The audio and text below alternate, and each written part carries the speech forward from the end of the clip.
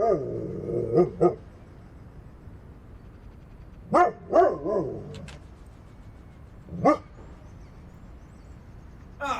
hello there. Sorry, didn't mean to startle you. I just couldn't help but notice your observation of this great monolith. Magnificent, isn't it?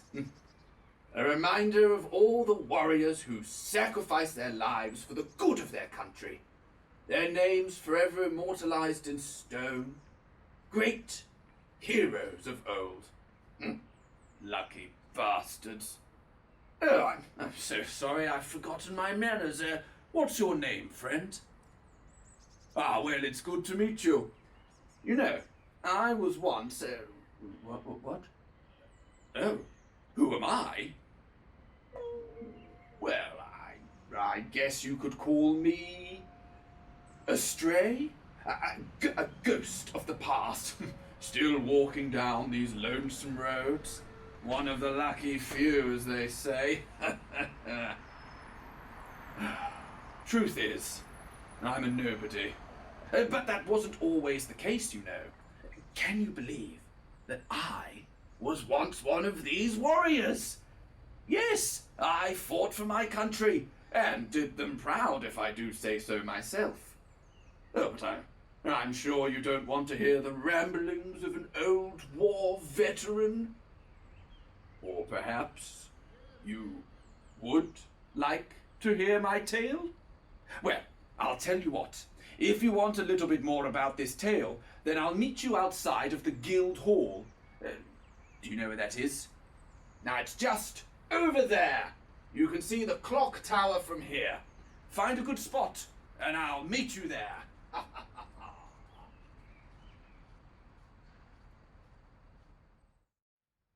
Ah, there you are. So, you decided you wanted to hear my tale after all. Well, I'm very much obliged. This place brings me back. Back to when I was a young lad, about 13 or so. It was first opened to the public back in 1937. During that time, I was quite the troublemaker. You see, I never truly knew my father. Well, not really anyway. While my mother stayed home, tending to her litter, my father worked late hours down at the docks, so I wouldn't see or hear much from him except during breakfast or on weekends.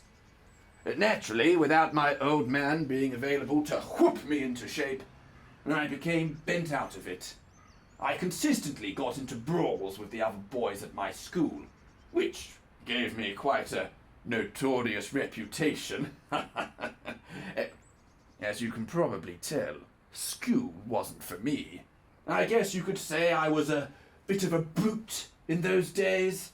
My classmates would have probably labelled me a bully, and my teachers an uncontrolled and ill-mannered menace.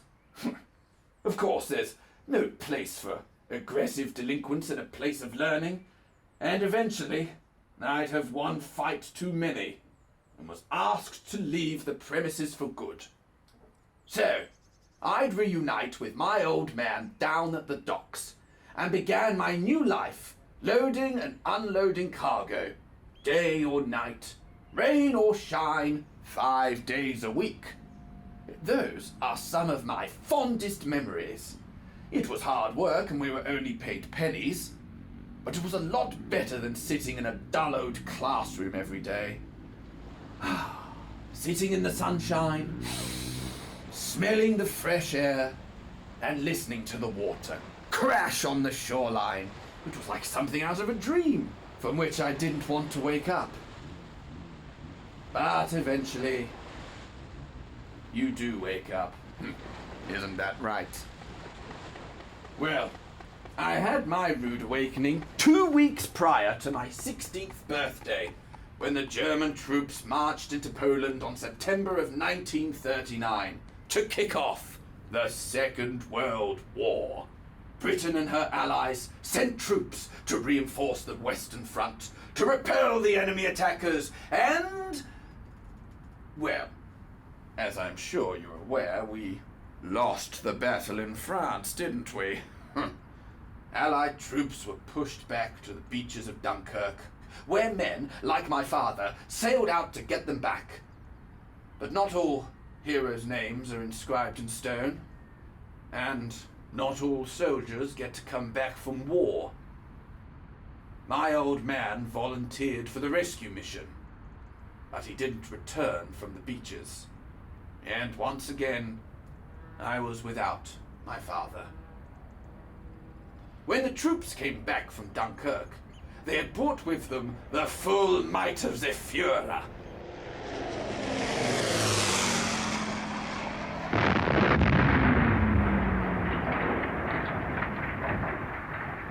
The Blitz transformed this once great city into a ghost town, held together by rubble and ruin.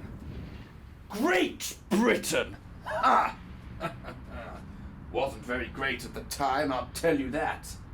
People were losing their businesses, families lost their homes, and Great Britain could do nothing but hide underground like rats. Hidden within the borough, I began getting into fights and was almost kicked out by the air raid officers. But at some point I came to realize that if I was a violent man, then I would be violent over there where the enemy was, not here in my home. So eventually I made the decision to volunteer for the Hampshire Infantry Regiment. I made that choice on my 18th birthday after a Jerry bomber decided to drop off a present at my family home, obliterating it.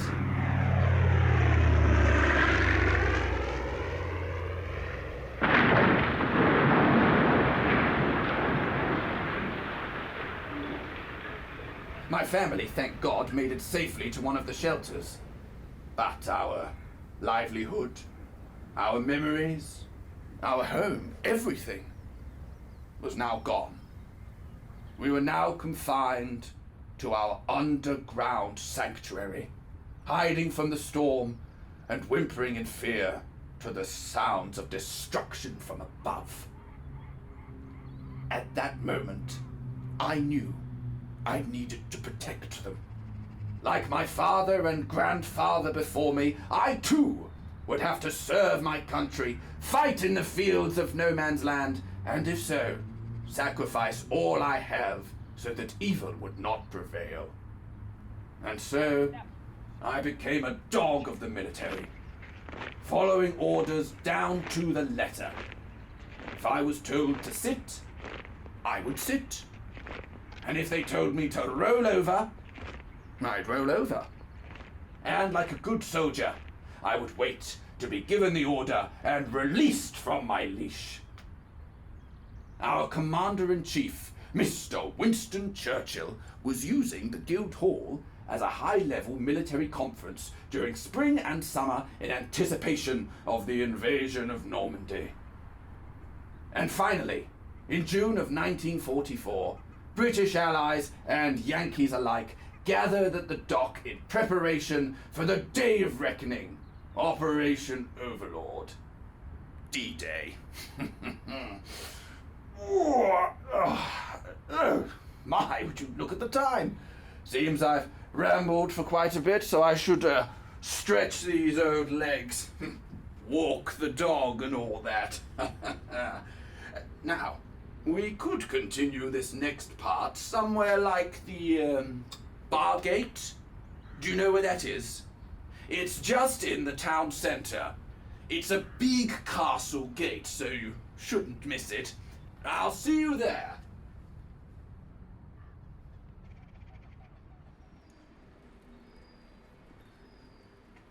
Ah, hello again.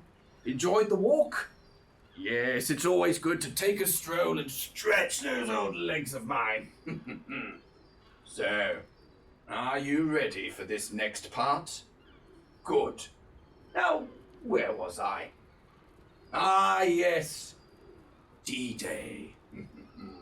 Well, we all gathered early mornings of June 6th, 1944, down at the dock. there was a silent and anxious tension in the air. Of course, this would be some of the lads' first and last time heading into the battlefield. And I guess I should have also shared the same feeling of dread as my compatriots. However, I was filled with excited adrenaline. My father had been killed 4 years prior, and since then I had been gnashing my teeth, ready to sink them into the enemy's neck.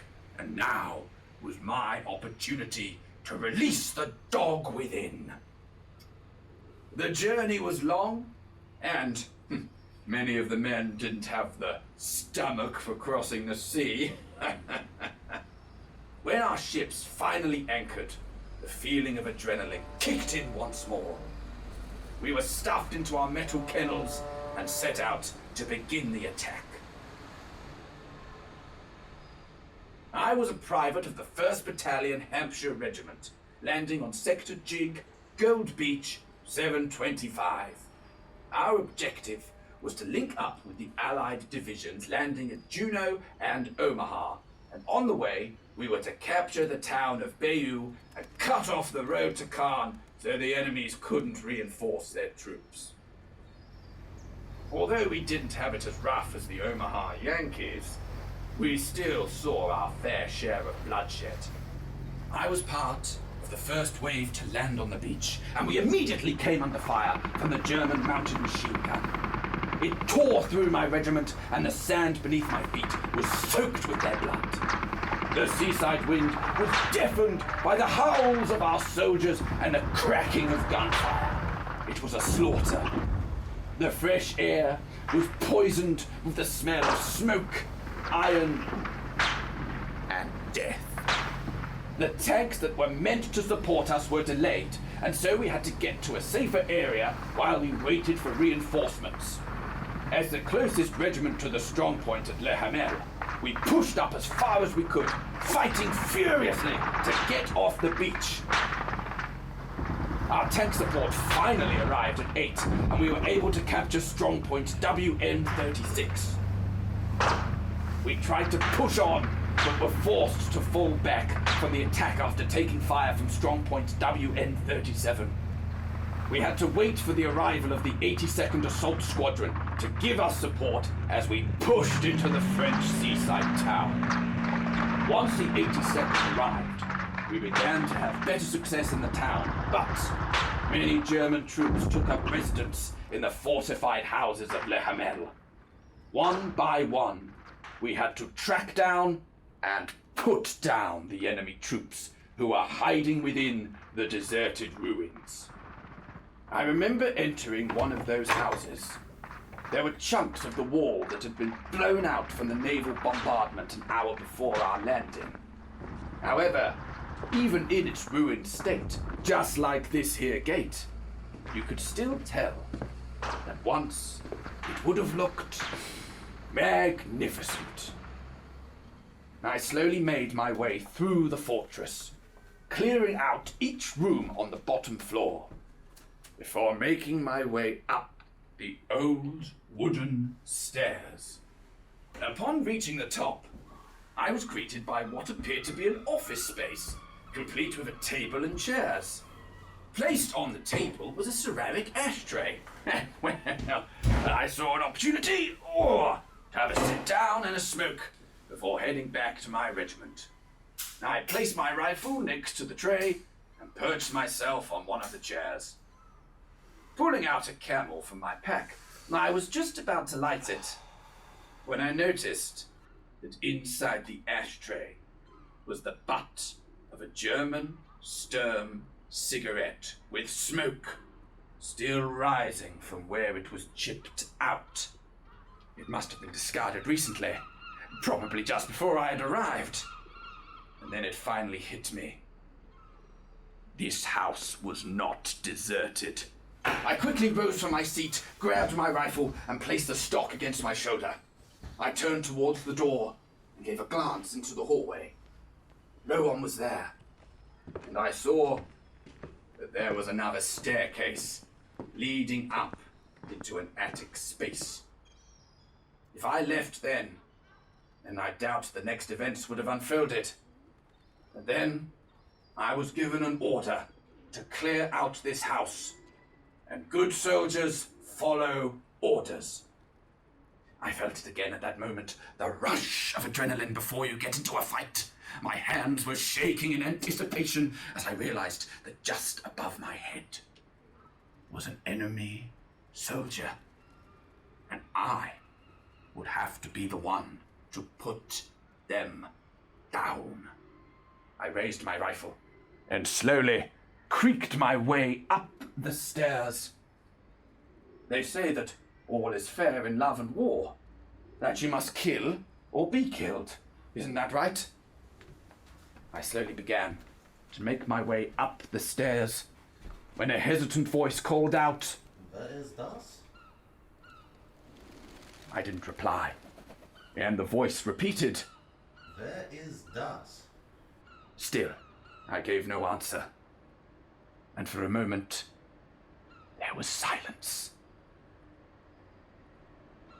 I placed my finger on the trigger and took aim towards the top of the stairs, and in the split second that he exposed himself, I took my shot.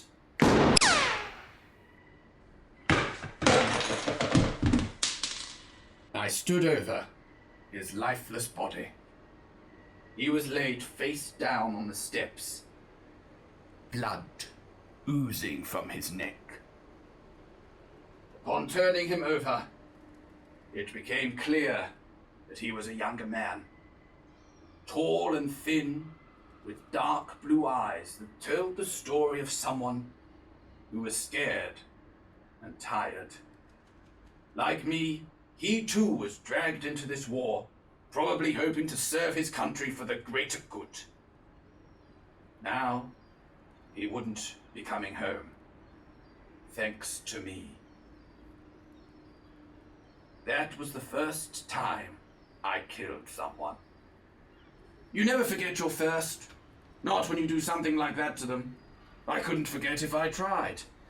And I'll say one thing. They sure as hell will never forget me.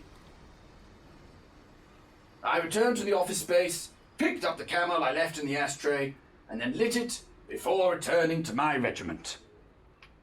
Later that evening, we had completely secured the beach and began preparations for the rest of France. The Allied forces were successful in their mission, and now we set our sights on Berlin. Over the next few months, we slowly pushed the enemy back to their fatherland and out of France's territory, until finally, in May of the following year, the capital was surrounded, Germany surrendered, and the war in Europe was over. And so, we made our way back home for a hero's welcome. Well, perhaps we should finish this story elsewhere, don't you agree? Somewhere better suited. Go through this here gate and keep going down the road. You'll find a church on your left, Hollywood Church. I'll meet you there and we can finish up.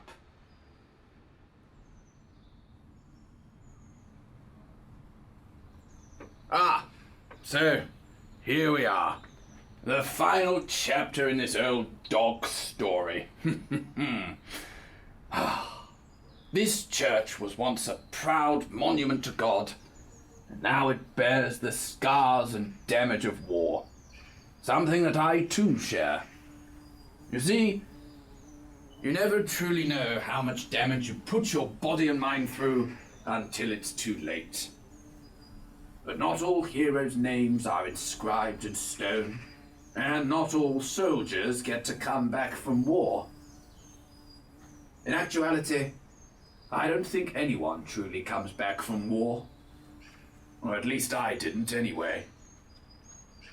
I disembarked in 45, and no one spoke, and no one smiled.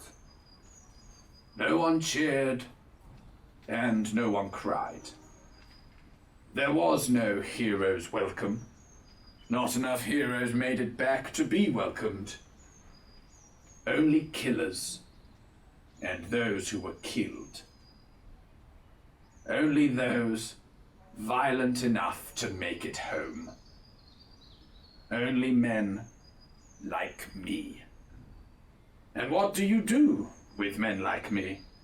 With the killers of this world? Do you allow them to rejoin society? Is that even a possibility?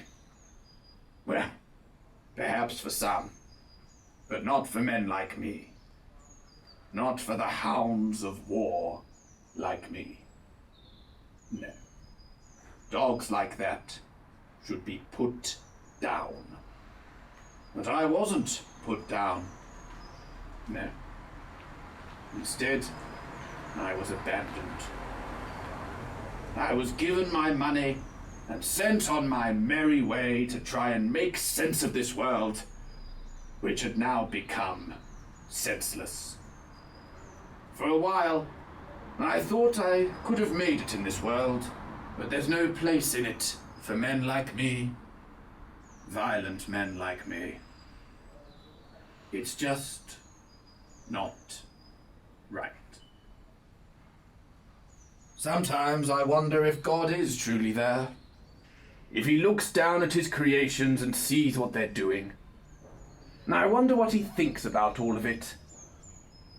Does he feel sympathy for men like me? Or is he disgusted by our actions, even if it was for the greater good? They say all dogs go to heaven. But is there a place among his angels for a mangy mutt like me? Probably not. And if he too was to turn me away, could I blame him? No, I don't think I could.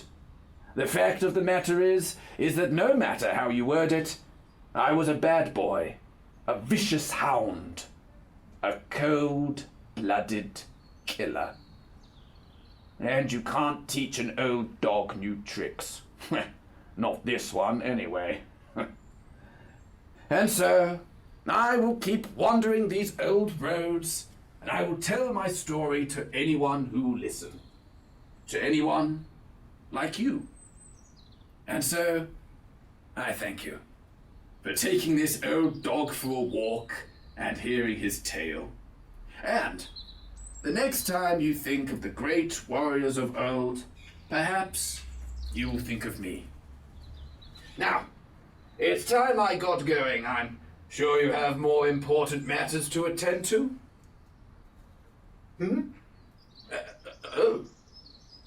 My name? Well, it's not all that important. Call me whatever you like. Goodbye, my friend. I'll be seeing you around.